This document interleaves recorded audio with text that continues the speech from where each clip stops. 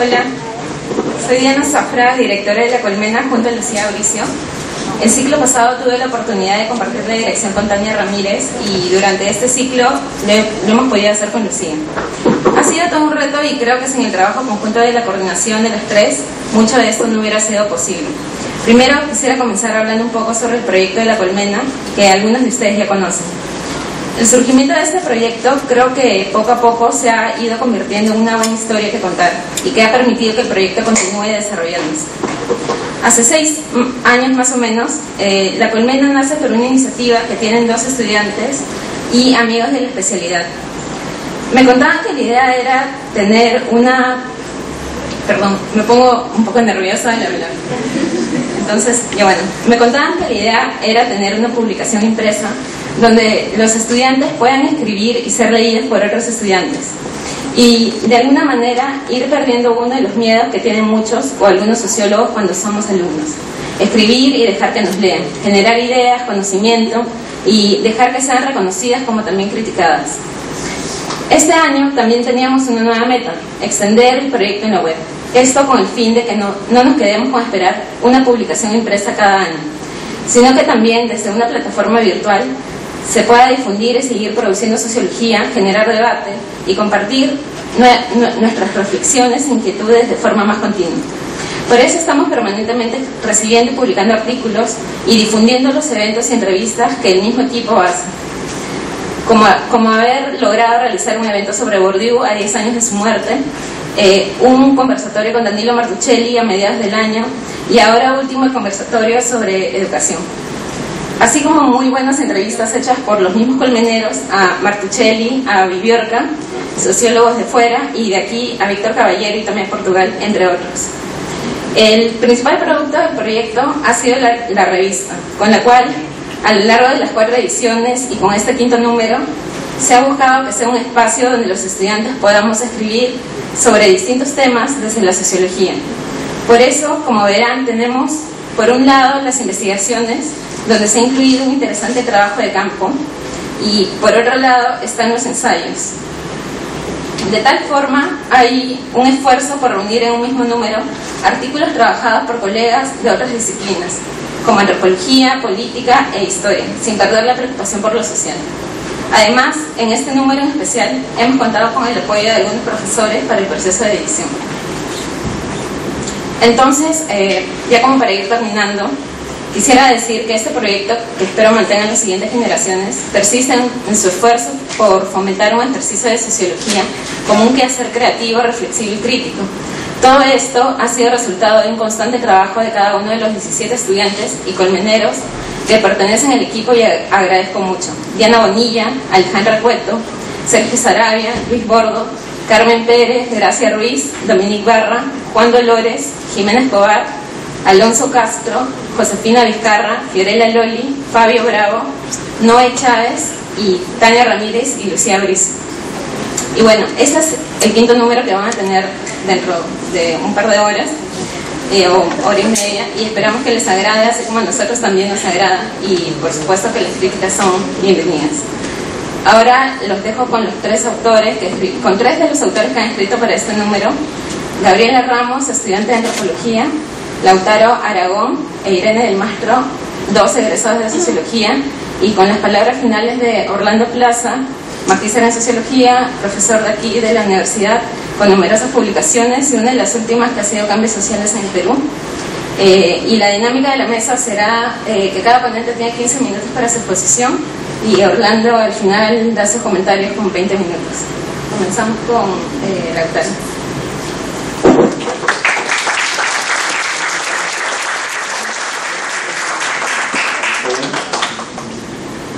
Bueno, para comenzar quiero agradecer a La Colmena por el esfuerzo de editar y publicar los artículos presentados hoy y claro, por darme la oportunidad de participar en este coloquio.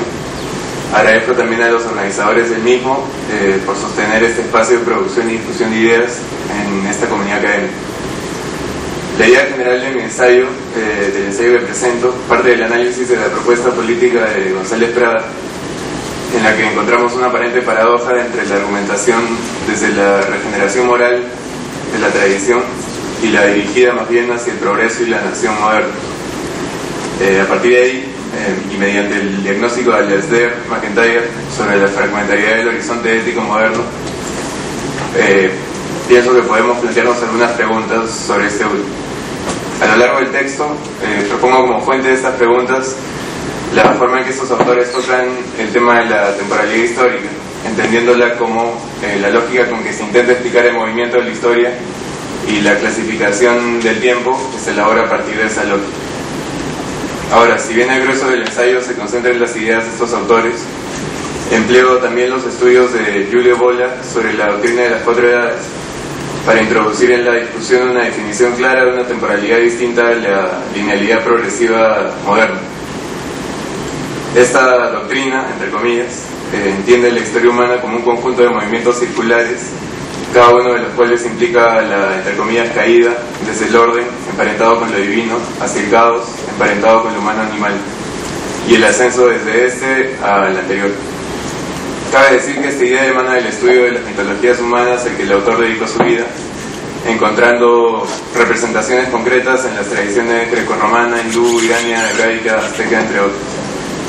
Por último, quería añadir que publicar en La Colmena significó 2 experiencias muy gratificantes.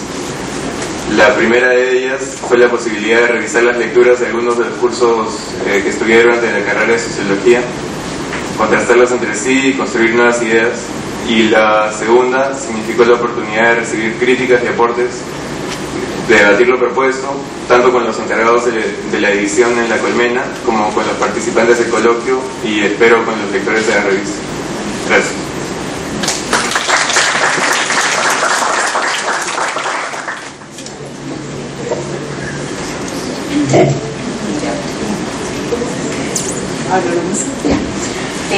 Buenas tardes. Bueno, ante todo quiero agradecer a los organizadores del evento y al grupo de estudiantes que este año se encuentra detrás de la realización y la publicación de la revista La Colmena.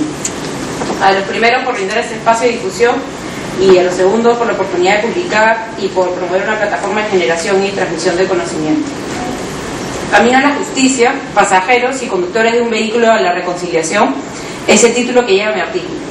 Y es resultado del informe final realizado para el curso de práctica de campo, llevado a cabo en el segundo semestre del año pasado, acá en la especialidad de Sociología. Por lo mismo, su realización no habría sido posible sin el apoyo, las ideas y la distribución provenientes del grupo de estudiantes que conformó dicho curso. Algunos están por acá. En especial Sharon Goldstein, Cristel Benavides y Álvaro Paredes. Y bueno, el profesor a cargo, Omar Manqui.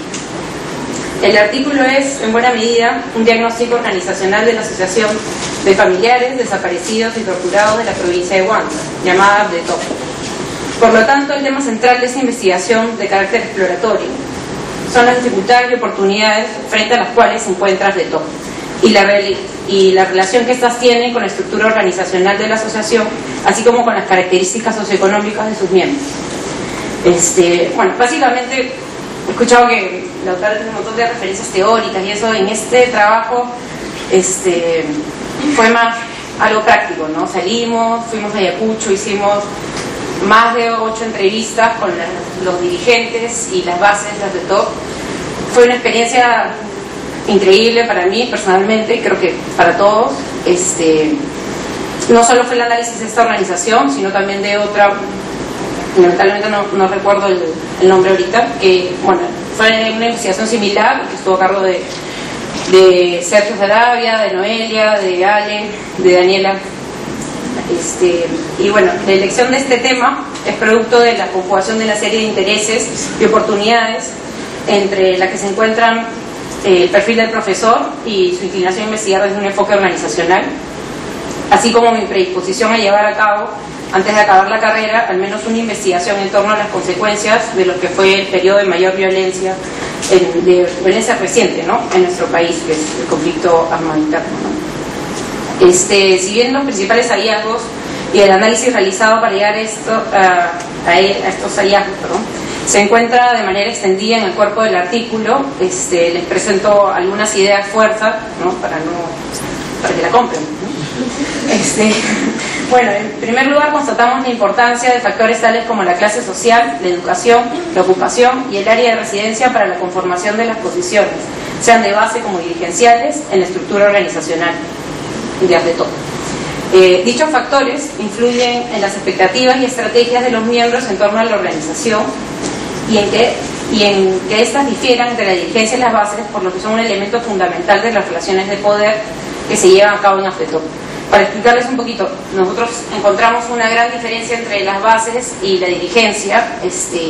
Las bases eran quechohablantes, mujeres mayores, seguramente más de 70 o 60 años, mujeres rurales, ¿no? Y la dirigencia, que es una familia, recae en una familia compuesta por 2 esposos y su hija, son más bien de clase media, digamos, urbanos, porque Huanta tiene su zona urbana, y bueno, el señor está a cargo, es productor, son los productores más grandes, entonces no es que les falte dinero, ¿no?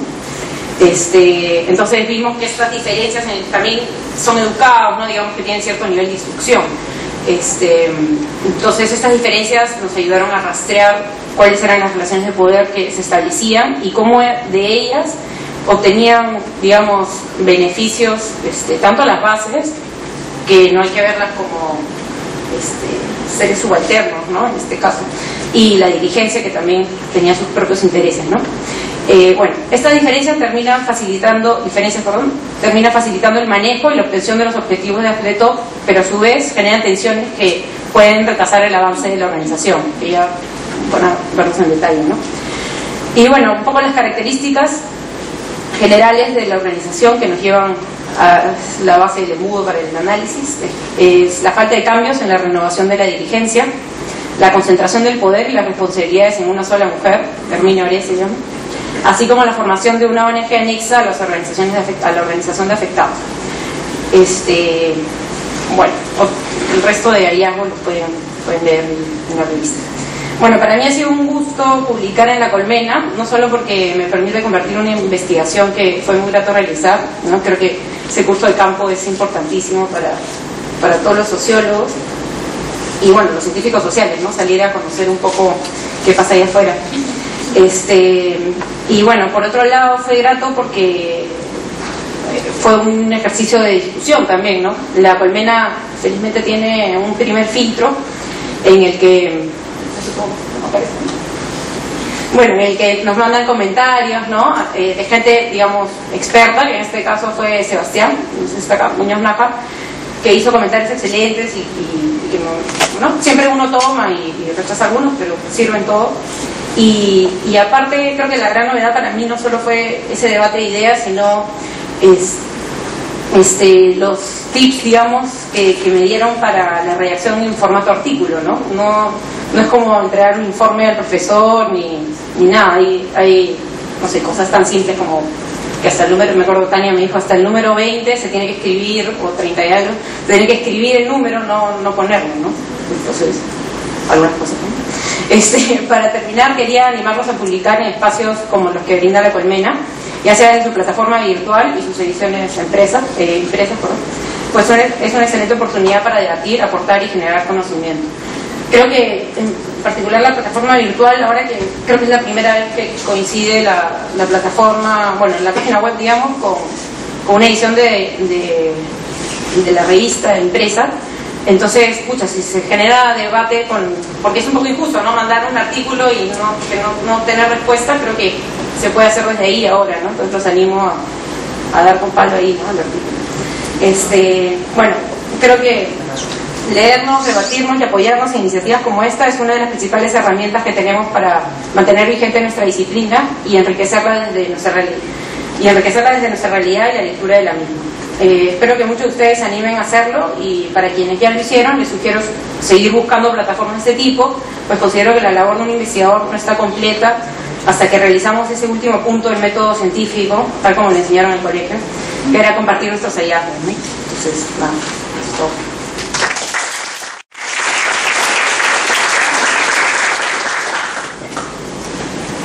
Buenas tardes, yo soy Gabriela Ramos, actualmente soy estudiante de antropología y ya voy a acabar. Yo también quería agradecerle a la revista La Colmena y también a varios compañeros que han hecho este trabajo conmigo y bueno, que me han elegido para que hable yo hoy día. A Diego Palacios, Alejandra Mamá, Adriana Álvarez, Adriana Meneses y a Ferela Arteta, que también están publicando este artículo conmigo. Quería pasar un PPT con imágenes de... Bueno, mi trabajo trata básicamente de una comparación basada en descripciones de 3 cementerios distintos que están en Lima. El Presbítero Maestro, que es el primer cementerio de Lima, el cementerio Virgen de Lourdes, que se encuentra en Villa María, que en un primer momento fue un cementerio barrial y ahora es un cementerio municipal, y Jardines de la Paz, que está en Los Molinos. Este trabajo lo hicimos el año pasado para un curso de antropología del espacio, y por eso toma bastante la teoría de la antropología del espacio, sobre todo a Lefebvre, y lo usamos para la edición de nuestras descripciones. Entonces Lefebvre nos dice que el espacio no solamente una arquitectura, no solamente son paredes, sino que son relaciones sociales que se dan en él, son símbolos. También es la arquitectura, también es darle lógica y orden a las cosas que de repente no eran ordenadas para nosotros, y todo esto nos habla de nuestra forma de vivir en la sociedad. Entonces era un poco paradójico pensar que estos lugares de muerte y luto, ¿no?, como los cementerios, nos hablan también de la vida de las personas que han sido enterradas ahí, y también de nuestra ciudad en sí misma, ¿no? Acá hice un mapa en Google que eran los 3 cementerios que nosotros visitamos y dónde están ubicados, ¿no? En el caso del presbítero quería mostrarles varias imágenes porque como nuestro trabajo fue más o menos observar, describir muy ampliamente, tal vez estas cosas de repente se pierdan, ¿no?, al tratar de achicar el trabajo para publicarlo. Entonces quería mostrarles imágenes también, ¿no? El presbítero nuestro fue creado a consecuencia de varias ideas que se dan en la ilustración, de saneamiento, de que es salubre, de que no, y comienzan a ver estos impulsos por ordenar la ciudad de nuevo y de crear esta separación que antes no había tan tajante entre los muertos y los vivos. Entonces se crea un cementerio que está fuera de la ciudad, y bueno, y ahora ya no está fuera, ¿no?, está adentro, porque la ciudad creció un montón. En este caso pongo el mapa para que vean lo grande que es el cementerio presbítero, y más o menos también se puede ver de alguna forma cómo están ordenados los pabellones y esas formas tan cuadradas, ¿no? Y al frente está el ángel que fue creado de fuego. Estas son imágenes del presbítero, donde se ve el tipo de construcciones. Nosotros hablábamos mucho en las descripciones de esto de hacer mausoleos cada vez más grandes, unos más grandes que otros, unos de mármol, unos que fueron traídos de Europa. Y en ese momento en el que fue creado el presbítero había muchas personas muy poderosas, personas que están en nuestros libros de historia, y personas que querían mostrar esta identidad nacional. Y ahora el cementerio presbítero no es que haya muerto sus relaciones sociales, porque estas personas son muy antiguas, sino que se han vuelto a construir nuevas relaciones sociales, nuevas religiosidades, como en el caso de este niño, que es el niño Ricardito, y que se piensa como un nuevo santo, y la gente va a visitar, por ejemplo, el día que cumpleaños de Mariátegui, van muchas personas a dejarle flores, a cantar, a hacer una especie de procesión hasta llegar hasta su tumba, y hay nuevas relaciones que se están creando ahora como el cementerio como museo. En el caso del cementerio Virgen de Lourdes es totalmente distinto. Es un cementerio que es producto de las migraciones de los 60, en el cual está en un distrito en el que había muchas migraciones de Ayacucho, de Puerto Rica, entre otros. Y estas cosas se ven muy claras en las tumbas mismas que están en el cementerio. En un primer momento era un cementerio chiquito y ahora ocupa casi 5 lomas, cerritos. Y lo ha tomado la municipalidad como de una forma de encauzarlo, algo que es totalmente no se puede meter entre 4 paredes, y es más, no las tiene. y sigue creciendo, y ellos mismos piensan que son el segundo cementerio más grande del mundo después de la muralla china. Cosa que no sé si se puede comprobar, pero ese es el mito urbano. En este caso he puesto estas líneas azules para ver también que hasta ahí puede llegar el cementerio, pero en verdad no sabemos dónde acaba porque se sigue agrandando. Esta es una foto muy bonita del cementerio, en el que se ve la cantidad de colores, de formas de construir los nichos, de materiales, que hablan también del sexo de las personas que están ahí, de la posibilidad de crear mausoleos, a veces que se dejan fierritos para decir voy a seguir creciendo, va a haber un mausoleo más grande. Hay algunas que son en forma de casas, que tienen sillas, o sea, tienen banquitas, ventanas, y otras que parecen construcciones góticas, ¿no? Y esto cobra vida, ¿no? Este es un cementerio que tiene mucha vida. El Día de los Muertos, en que la gente va, come, toca música, etcétera, en el cementerio. Y estas son fotos que tomé el Día de los Muertos en otra investigación. Una familia de Purima que está dejando comida a sus muertos con toda su familia, y la forma en que se apropian del espacio es muy interesante. Y dos cajas de chela con una tabla pueden ser una silla, una mesa, dos tumbas pueden ser un estrado y la gente los ocupa, ¿no? En el caso de Jardines de la Paz también es totalmente distinto a los otros dos. Nosotros pusimos que había varios momentos en construcciones de cementerios que obviamente todos conviven actualmente, en el cual este es un cementerio que habla más de una tendencia de cementerio jardín, pero también de una idea de qué es la muerte. En el caso del presbítero había ideas de la muerte mucho más tristes, de vírgenes llorando. En este caso son ideas de muerte que tienen que ver más con el paraíso y son muy bien planeadas conceptualmente, simbólicamente y muy ordenadas y homogéneas. Ahí está ubicado Jardín de la Paz. Y esas son las instalaciones, ¿no? Que todos los nichos son parejos. Hay algunas diferencias entre estatus, pero también es una idea de somos iguales entre los iguales, ¿no? Entonces, a partir de todas estas cosas,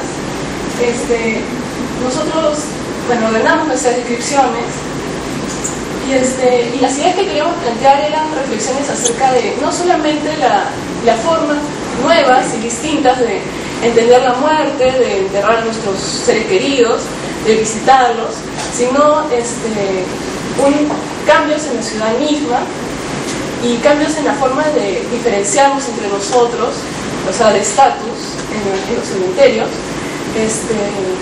cambios hasta de por qué es que no quiero hacer spoiler de mi propio artículo, quiero que lo lean, pero planteemos esta idea, ¿no? Cómo los espacios nos hablan tanto de relaciones sociales y cómo tal vez estos espacios de muerte hablan mucho de nuestra vida cotidiana. Y para ya terminar, quería hablar un poco de la relación que tenemos con la revista. Yo pensaba que es algo que nos enorgullece a los que hemos trabajado en este artículo. También fue algo completamente nuevo para muchos de nosotros porque nunca habíamos publicado nada que esté nuestro nombre en una revista. Es gratificante y también nos da esa posibilidad de, en mi caso, como antropóloga, de interactuar con otras especialidades, aunque son muy afines, y de ver qué piensan también de nuestro trabajo, ser criticado, observado, y que otras personas también se interesen de las cosas que nosotros estamos haciendo y compartirlo. Y bueno, eso es todo. Gracias.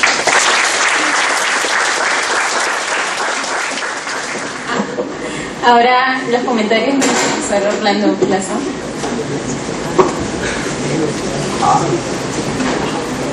Buenas tardes con todos.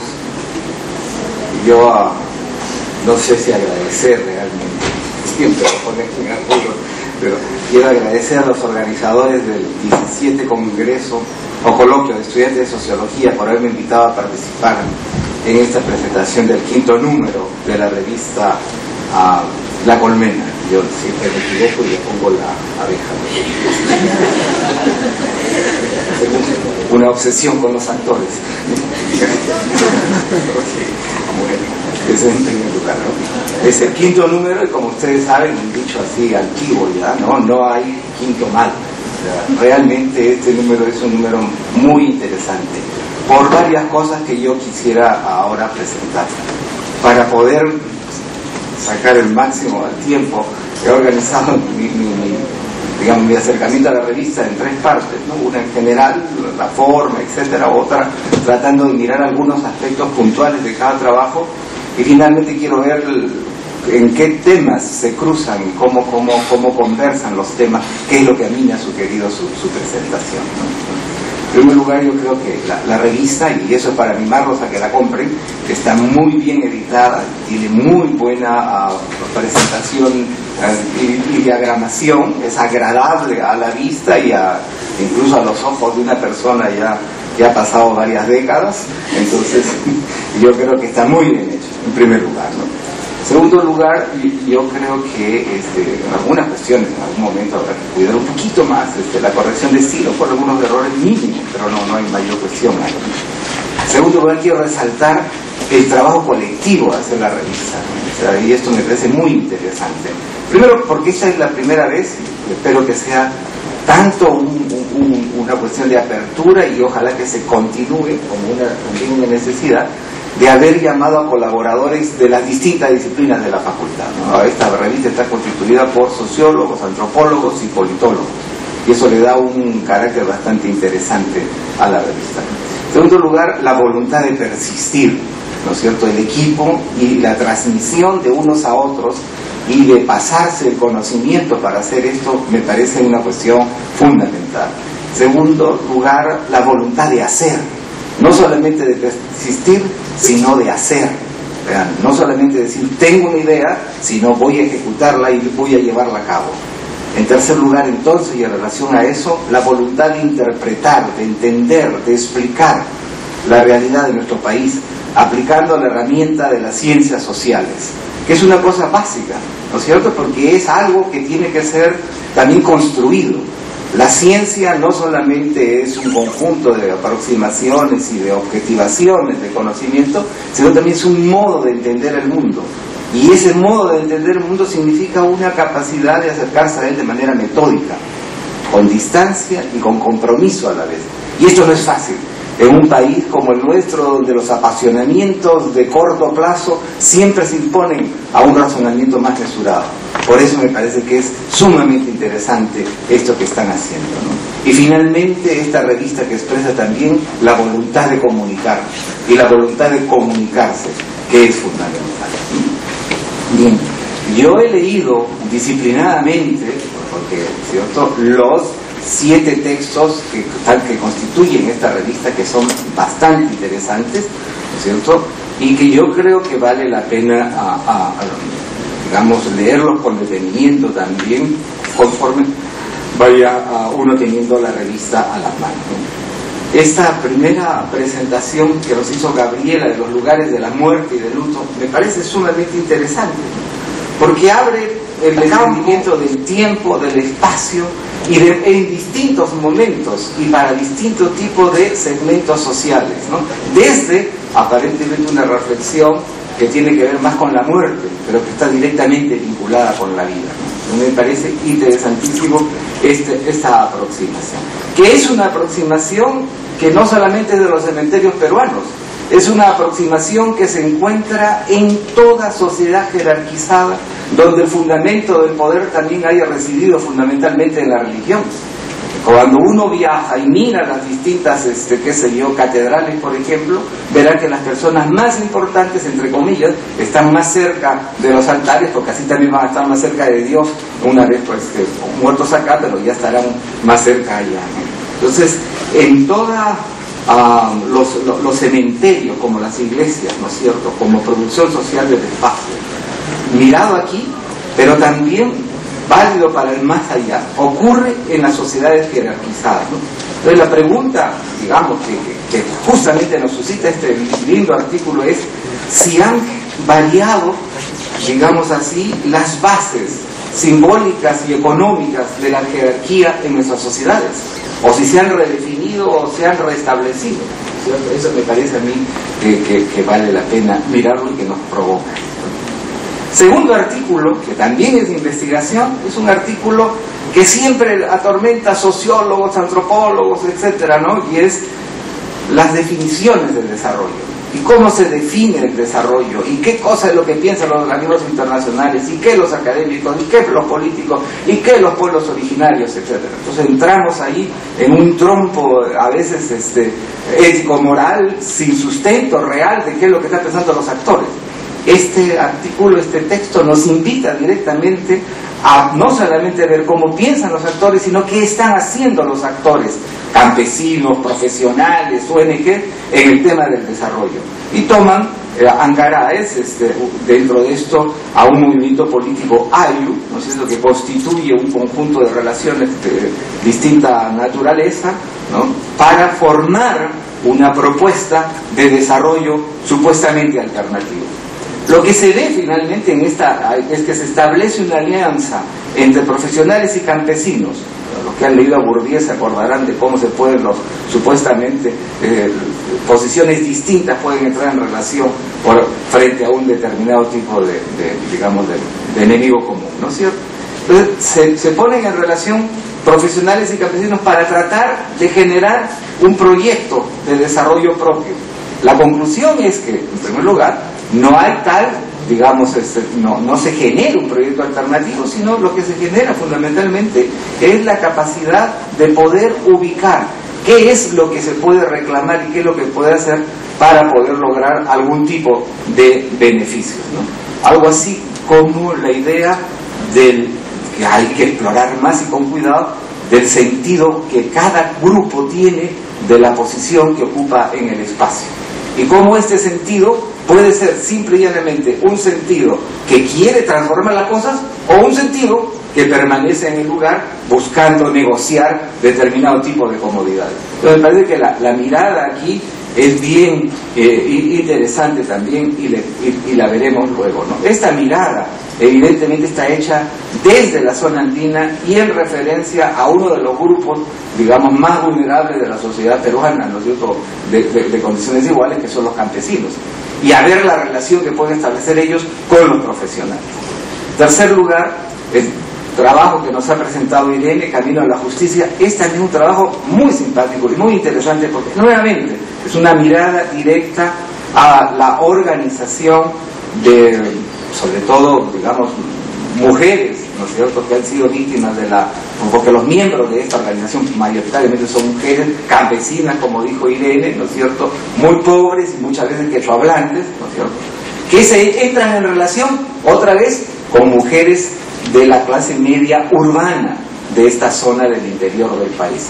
La similitud, unos profesionales y campesinos, en el caso de Angaraes, aquí son profesionales mujeres y profesionales campesinas también, que se juntan para tratar de enfrentar una situación más o menos difícil, digamos.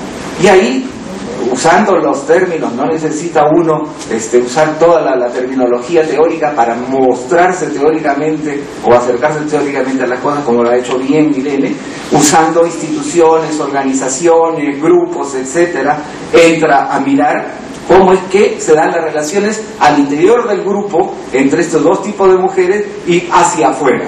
Entonces hay todo un recuento, digamos, bastante interesante, que valdría la pena después complejizarlo, entre cómo un grupo va creando poco a poco, un grupo que ha sido totalmente, digamos, no tiene bases de representación política, ni tiene capital cultural, ni mucho menos, ¿no es cierto?, y que ha sido vulnerado incluso en términos de represión en la época del terrorismo, va construyendo poco a poco una agencia y va ligándose también con otras propuestas que llegan a institucionalizar finalmente la posibilidad de establecer reclamos de manera organizada para esta gente que había sido olvidada o que está olvidada en muchos otros campos, ¿no es cierto?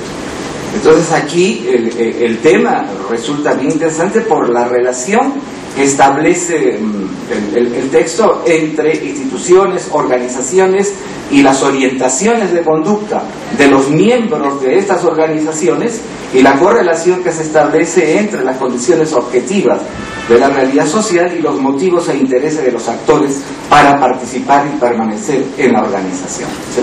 Entonces ahí hay una cantidad de temas bien interesantes en este momento. ¿Han variado o no han variado las orientaciones de conducta de los distintos grupos sociales en las zonas andinas, sean campesinas o sean urbanas en este momento? Y si han variado, ¿hacia dónde apuntan? ¿Es algo que se podría establecer más o menos con cierta tipología o es algo que no habíamos esperado? ¿O siguen permaneciendo las viejas formas de orientación de conducta para estos grupos, dado la situación en la cual están insertos? Un poco lo que nos invita a pensar, dentro de las muchas cosas que nos invita a pensar este tipo de acercamiento. En cuarto lugar, luego, el cuarto texto es básicamente un ensayo, y de ahí para adelante, ¿no? Un ensayo interesantísimo sobre los hinchas de la selección peruana de fútbol, ¿no es cierto? Un tipo optimista, además. Es un personaje que le tiene mucho cariño a ese gol, es como el doctor Panchichi, el título de su libro que editó ahí, ese gol es peruano o algo así. No. Okay. Entonces aquí lo curioso, lo bonito de este trabajo es dentro de este marasmo, porque el fútbol pues siempre es pasión, ¿no es cierto? Bueno, una pasión con con una cantidad de razonamientos que se aplican. Yo siempre ahí me declaro totalmente indefenso, ¿no? Bueno, entonces él trata de vincular, ¿no es cierto?, a estilos de juego defendidos por los apasionados del fútbol, digamos así, y valores sociales. Entonces hay una entremezcla interesante entre aquello que se dice, bueno, hay que jugar bonito, que es lo fundamental, o hay que meter goles, hay que ser táctico o hay que ser técnico, hay que mantener la tradición o hay que jugar de acuerdo al adversario, etcétera, etcétera. Toda una serie de sutilezas que solamente los apasionados reales están en posibilidad de manejar, ¿no? Entonces, a partir de eso él dibuja, digamos, dos tipos de aficionados, de juegos. Uno es el pragmático y otro es el romántico, y a cada uno de ellos los asigna a una acción social dada por Weber, a un tipo ideal de acción social.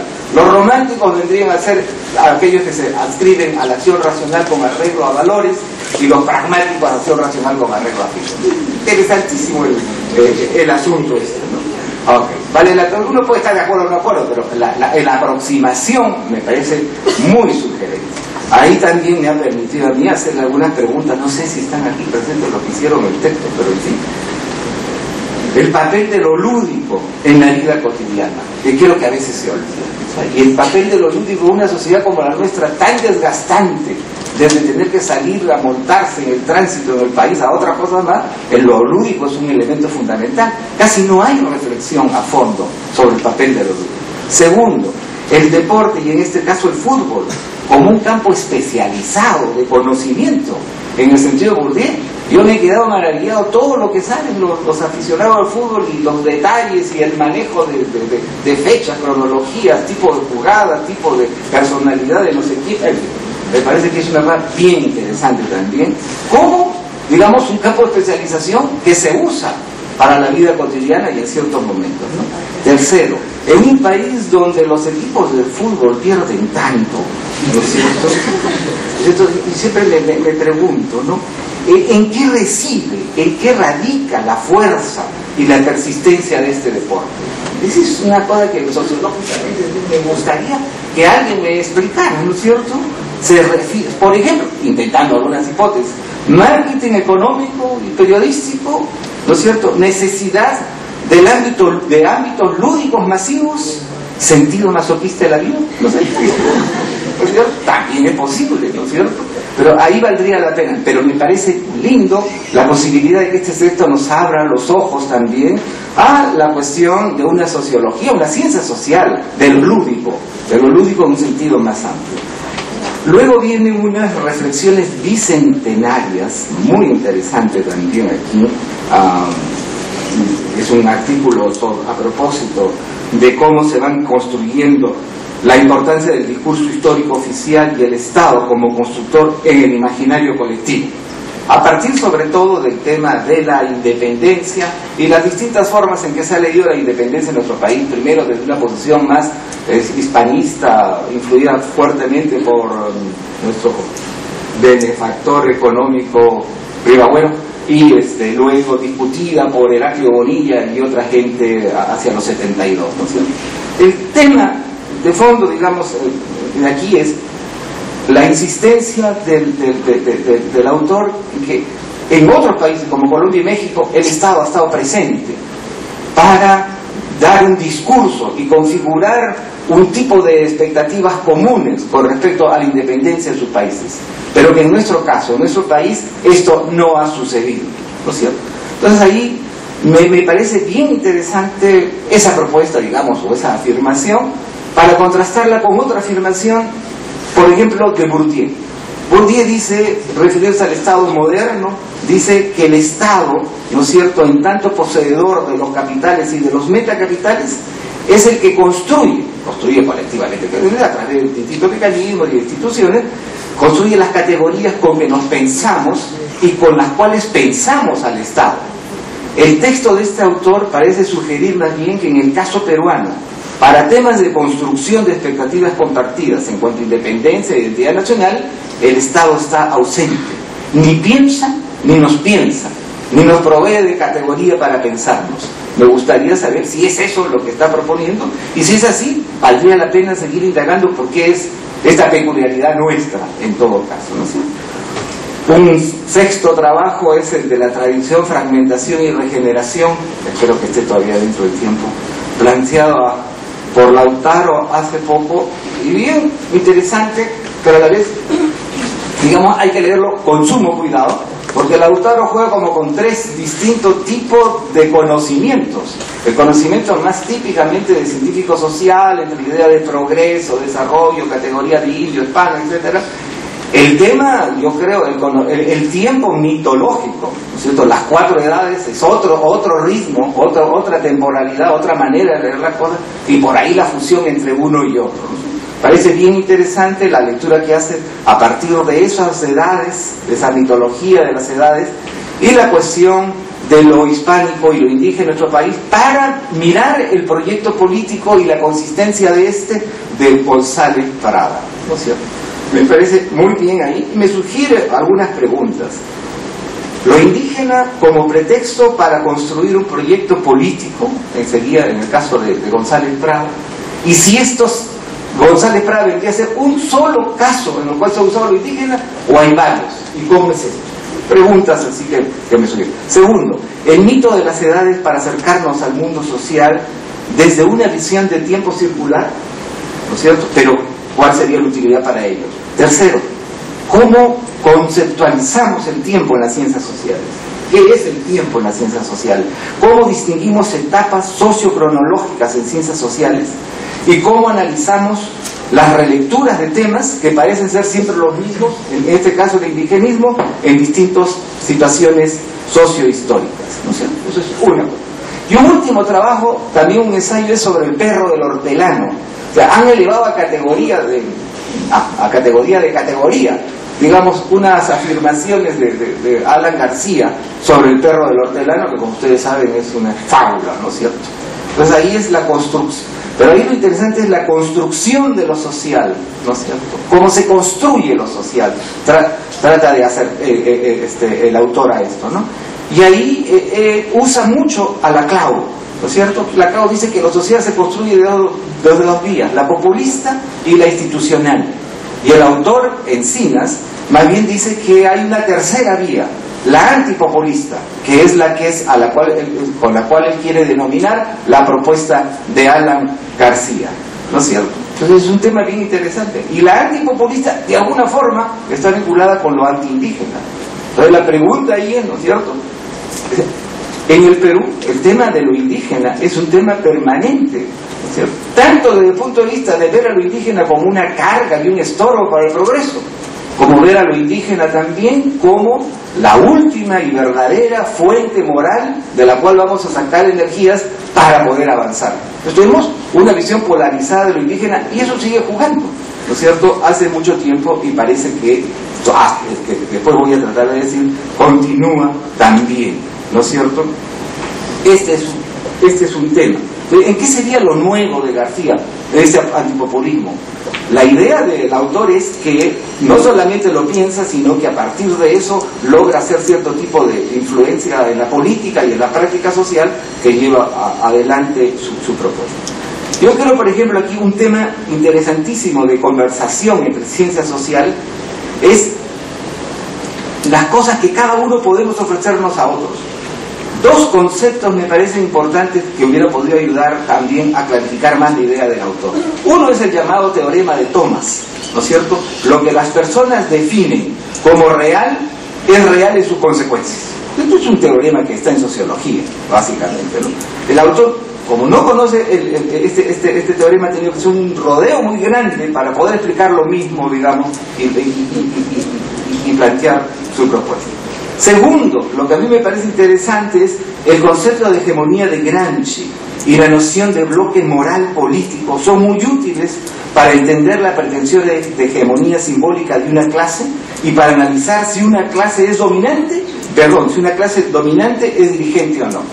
Yo tengo la impresión de que hay que distinguir muy bien el hecho de que alguien quiera ser hegemónico, que efectivamente lo logre, ¿no es cierto? Y apuntalar la visión de que ese es hegemónico sin haberlo sido es un tema interesante para conversar. Entonces ahí viene la pregunta: ¿a qué clase representa García? ¿Le podemos atribuir que el perro del hortelano es expresión de la hegemonía simbólica de esa clase? ¿No es cierto? Bien. Tercero, lo social no es solamente construcción o populista o institucional. Lo social es fruto de múltiples situaciones hegemónicas y contrahegemónicas. Es el resultado no buscado de miles de acciones voluntarias. Me parece interesante, digamos, tener una flexibilidad frente a la propia sociedad y a lo social y compartir estas ideas, ¿no es cierto?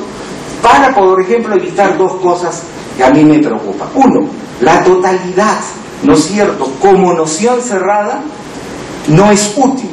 Primero, porque las sociedades no son cerradas.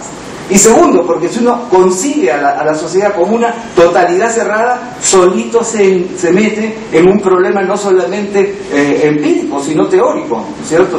¿Cómo defino esta totalidad? Las sociedades siempre están en sistemas intersocietarios. Y son las relaciones sociales y las prácticas sociales las que definen las actividades de los seres humanos individuales y de los colectivos. Y en segundo lugar, hay que tener mucho cuidado con el lenguaje abstruso y preciosista de ciertos autores. Les confieso que a mí me ha costado muchísimo más leer y entender a Laclau que a Bourdieu, ¿no es cierto? Francamente ahí, señor Laclau, entra unas cosas bien interesantes. Bueno, rápidamente entonces, si uno mira cada artículo, uno podría decir, cada uno es valioso. Lo interesante es cómo dialogan entre sí. Permítanme decir que hay dos grandes temas en los cuales yo organizaría la conversación que se encuentra en la revista. Una primera tiene que ver con los límites y las posibilidades de la construcción de agencia en un medio multicultural y desigual, tanto socioeconómicamente como en referente al peso de la ciudad y el campo, ¿no es cierto? Ese es un tema que está trabajado por Irene y que está trabajado por el grupo de Angaray, por las personas que han trabajado en Angaray. Construcción de agencia en un país como el nuestro, para decirlo en términos simples, ¿no es cierto? Okay. Y ahí las prácticas y relaciones sociales intra e interorganización y las relaciones entre instituciones, organizaciones formales y organizaciones de base. Creo que ese es un tema muy importante para poder entender la formulación de política, la dificultad de representación política y todo lo demás que estamos mirando ahora, ¿no es cierto? Esos son los trabajos de Irene del Mastro y de Esteban Escalante, ¿no es cierto? En ambos trabajos se resalta el uso instrumental de la organización por parte de los campesinos o una capacidad de activa negociación para poder trabajar aún en estas condiciones. Eso me parece un tema fundamental. El segundo gran tema que agrupa tanto a investigación como a ensayos es el tema, digamos, que lo puedo subdividir en dos: el papel de lo simbólico en los diversos ámbitos y momentos de la vida personal y colectiva. ¿Quién construye qué? ¿Cómo? ¿Desde dónde? ¿Para qué? Y como subtema, la hegemonía o ausencia de hegemonía simbólica para definir lo correcto políticamente y en la vida cotidiana. Desde el punto de vista de la antropología, ahí está la muerte y la desigualdad, ¿no es cierto? Desde el punto de vista de lo lúdico de la antropología, el fútbol y la orientación de valores en la conducta. Desde el punto de vista de la historia, la independencia como acta de nacimiento de la República. Desde el punto de vista de la sociología, la academia y el papel del Estado en la tradición y el proyecto político de González Prado, ¿no es cierto? Los mitos universales, lo hispánico, lo indígena, etcétera, etcétera.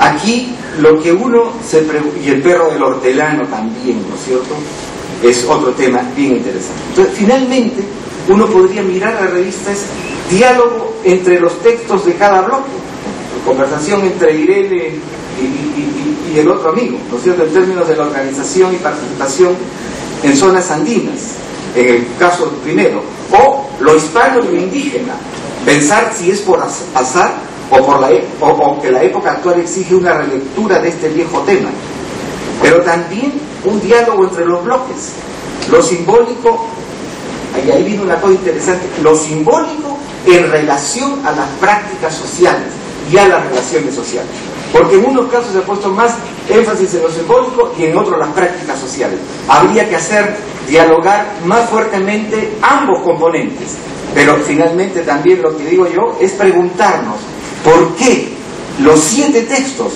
están cruzados por el eje indígena, hispánico, ciudad, campo o lo que ustedes quieran, y si es que en este momento es necesario volver a hacer una relectura más serena y más sistemática sobre este gran tema de fondo. Muchas gracias.